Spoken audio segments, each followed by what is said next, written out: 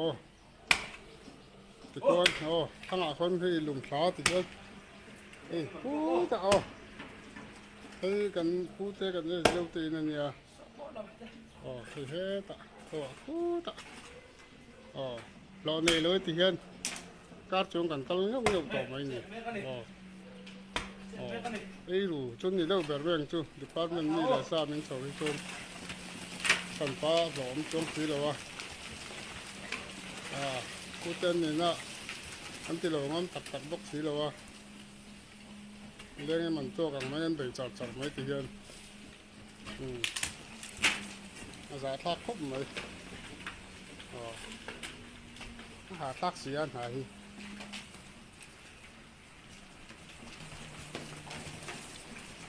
in hay tiết sạch thì xin, lấy bột pha hi, em mấy thì hiền department này là sao hi, hạ thác khúc mấy,